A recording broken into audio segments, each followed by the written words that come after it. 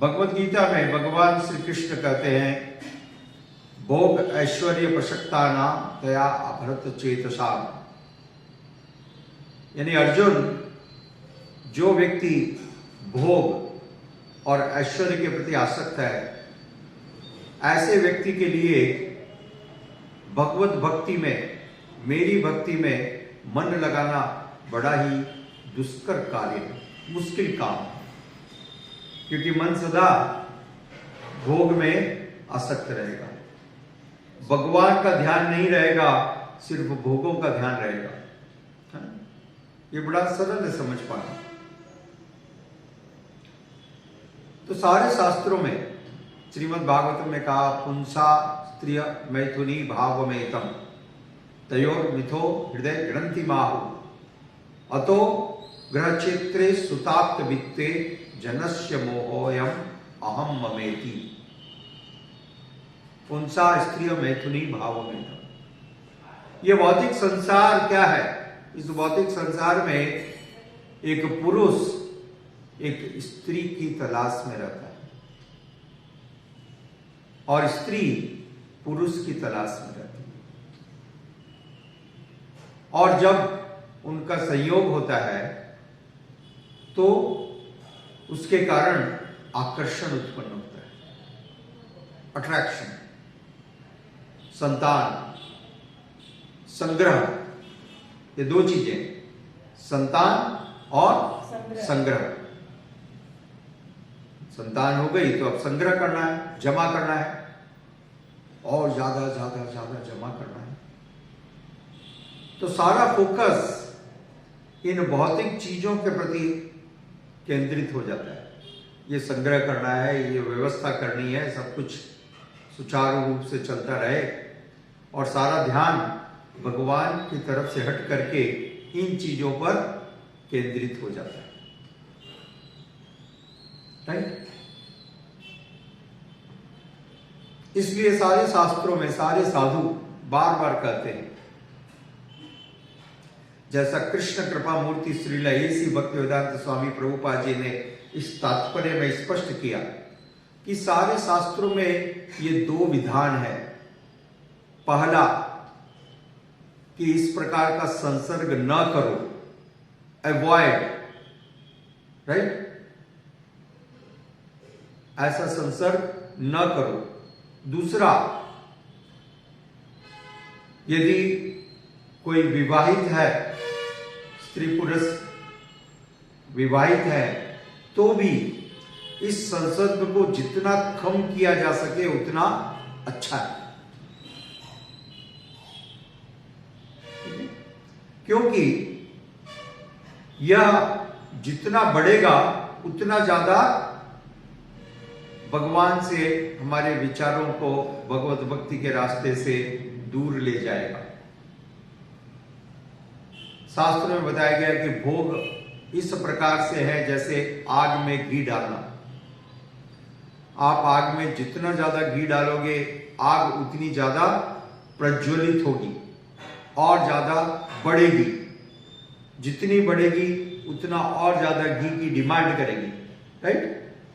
तो डालते रहो, जीवन भी जल करके राख हो जाएगा, और प्राप्त कुछ नहीं होना है, राख मिलेगी। है? क्या मिलेगा? राख मिलेगी। तो शास्त्रों में बताया गया। तो कोई व्यक्ति ऐसा आश्चर्य कर सकता है या प्रश्न कर सकता है कि जब यह निषेध है तो भगवान श्री कृष्ण ने 16,108 विवाह क्यों किए? जब यह संग निषेध है, उचित नहीं है, ध्यान को भंग करता है, तो स्वयं भगवान श्री कृष्ण ने 16,108 सुंदर सुंदर स्त्रियों के साथ विवाह क्यों किया? यहां पर श्रीमद् भागवतम में श्रील व्यास देव जी इसका समाधान, इसका पूर्ण उत्तर दे रहे हैं। वो ये कि भगवान श्री कृष्ण आत्मा राम है, पहला विषय समझिए, भगवान श्री कृष्ण आत्माराम, वो स्वयं में पूर्ण संतुष्ट है। इस भौतिक संसार में सबको संतुष्टि के लिए बाहरी किसी वस्तु की आवश्यकता है। विषय या वस्तु, दो चीजें, विषय या वस्तु। Either you want some good mobile, good car, nice house, है, और ए ब्यूटीफुल वाइफ, और सम नाइस क्लॉथिंग और ज्वेलरी टू गेट सेटिस्फाइड। अपनी संतुष्टि के लिए आपको बाहरी वस्तुओं की आवश्यकता है, और आप सोचते हो वस्तुओं को प्राप्त करके मैं संतुष्टि को प्राप्त करूंगा। This is the common understanding, ठीक है। परंतु भगवान आत्मसंतुष्ट है, उनको पूरे ब्रह्मांड की किसी भी विषय, किसी भी वस्तु की आवश्यकता नहीं है। ही डज नॉट रिक्वायर, ठीक है। वो किसी का अभाव महसूस नहीं करते हैं, वो अपने आप में पूर्ण संतुष्ट है सदैव, ऑलवेज इज फुल्ली सेटिस्फाइड। इसलिए ये लीला की गई। 16,108 अद्भुत सुंदरियां, ठीक है, जिनके हाव भाव, जिनकी भंगिमा और चितवन को देख करके साक्षात कामदेव वो आकर्षित हो जाते हैं, साक्षात कामदेव।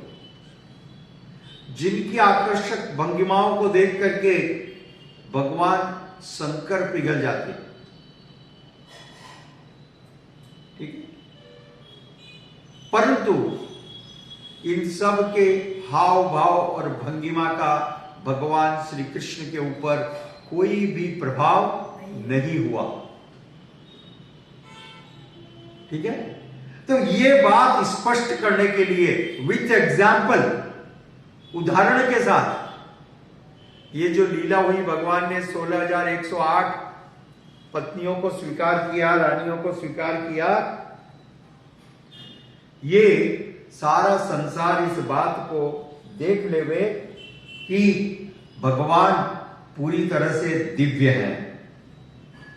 कृष्णा इज ट्रांसेंडेंटल, ठीक है ना। हम इसके अनेक प्रमाण देखते हैं। जब भगवान श्री कृष्ण ने नर नारायण के रूप में बद्रिकाश्रम पर तपस्या प्रारंभ की, है? और तपस्या प्रारंभ करने पर इंद्र, जो नहीं जानता था कि स्वयं भगवान है, वो इंद्र बड़ा चिंतित हो गया, क्योंकि उसे लगा कि जब इनकी तपस्या बढ़ेगी तो ये मेरा पद प्राप्त कर लेंगे। तो इंद्र चिंतित होकर के, इंद्र हमेशा क्या करता है, जब कोई तपस्या करता है तो इंद्र उसकी तपस्या को भंग करना चाहता है। और देखिए, तपस्या को भंग करने का भी एक ही उपाय है, इससे आपको स्पष्ट हो जाएगा। तपस्या को भंग करने के लिए वो सुंदर सुंदर स्त्रियां भेजता है, ये परमानेंट काम करेगा और कुछ काम करेगा नहीं करेगा, है? क्या करता है? सुंदर सुंदर स्त्रियां भेजता है अपने अंतराज से। जाओ, जाकर उनको आकर्षित करो और भोग के लिए प्रेरित करो। और जब वो भोग में लिप्त हो जाएंगे तो तपस्या समाप्त, फिर कोई मेरे लिए बाधा नहीं है, है? मेरा पद, मेरी पदवी सुरक्षित रहेगी, राइट? This is common. तो इंद्र ने सुंदर सुंदर अप्सराओं को अपने स्वर्ग से भेज दिया बद्रिकाश्रम पर, जहां पर नर नारायण ऋषि तपस्या कर रहे थे। और कामदेव को भेजा, स्वयं कामदेव को। कामदेव वहां पर पेड़ों के पीछे छुप करके उन्होंने वातावरण को अद्भुत रम्य बना दिया। वेरी वेरी अट्रैक्टिव एटमॉस्फियर, सुंदर सुगंधित हवा बह रही थी, वेरी फ्रेग्रेंट, इंटॉक्सिकेटिंग, एक्साइटिंग, बहुत अच्छे पक्षियों की चहचहाट, सब पक्षी गा रहे हैं, अच्छे अच्छे पेड़ हैं, वातावरण प्रकृति इतनी सुंदर है। और तब वहां पर ये अप्सराएं प्रकट हुई, जिनके पांव में बहुत ही मधुर ध्वनि वाले घुंघरू थे। उनकी आवाज ही काफी थी, ठीक है। और ये अप्सराएं वहां पर मिल करके अपने मधुर स्वर में गाने लगी, नाइसली सिंगिंग, और नृत्य करने लगी। They are dancing and they are expressing different type of poses, अलग अलग भंगिमा। ऐसी भंगिमाओं के द्वारा किसी भी पुरुष को अपनी तपस्या कायम रखने में संभावना न रह जाए। हाँ, तो इस प्रकार से सारी अप्सराएं वहां पर और प्रतीक्षा कर रही हैं कि नर नारायण ऋषि उनके साथ भोग करें, क्योंकि यह इंद्र का आदेश है, यही उनका मिशन था।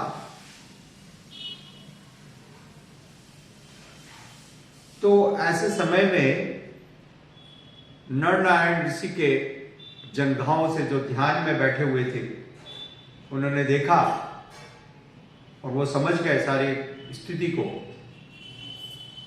तो अनायास उनकी जंघाओं से बहुत सुंदर सुंदर स्त्रियां प्रकट हुई, अत्यंत सुंदर, अद्भुत। और ये स्त्रियां इतनी सुंदर थी कि स्वर्ग से जो अप्सराएं आई थी, उनको इन स्त्रियों की सुंदरता को देख करके शर्म आने लगी। स्वर्ग की अप्सराओं को इन स्त्रियों की सुंदरता देख करके शर्म आने लगी, लज्जा आने लगी। ये क्या, हम यहां पर आए थे इनको आकर्षित करने के लिए हमारी सुंदरता से, और ये इतनी अद्भुत सुंदरियां। और फिर उन स्त्रियों ने नृत्य प्रारंभ किया, और उसको देख करके ये जो स्वर्ग से अप्सराएं आई थी, ये शर्म से छुप गई, पानी पानी हो गई शर्म से। और इंद्र भी देख रहा था कि क्या हुआ, रिजल्ट क्या है, क्या मेरा मिशन सक्सेस हुआ। तो इंद्र चेक करने के लिए आया, और इंद्र ने इन अप्सराओं को देखा है, तो अप्सराएं छुप रही थी शर्म के मारे, और देखा कि दूसरी कन्याएं नृत्य कर रही हैं, और उनकी सुंदरता के देख करके इंद्र चकित हो गया, और इंद्र मोहित होकर के वहीं खड़ा हो गया। शिकार करने आया था और खुद शिकार बन गया। अब क्या हुआ, इंद्र मोहित होकर के वहां खड़ा हो गया। कुछ समय के बाद ये नृत्य समाप्त हुआ और इंद्र का ध्यान टूटा, बहुत लज्जित हो गया, शर्माने लगी, अरे मैं क्या कर रहा था, ये तो कोई साधारण व्यक्ति नहीं है। ये बात समझ में आ गई, और आकर के उसने ऋषि महोदय को प्रणाम किया क्षमा कर दें।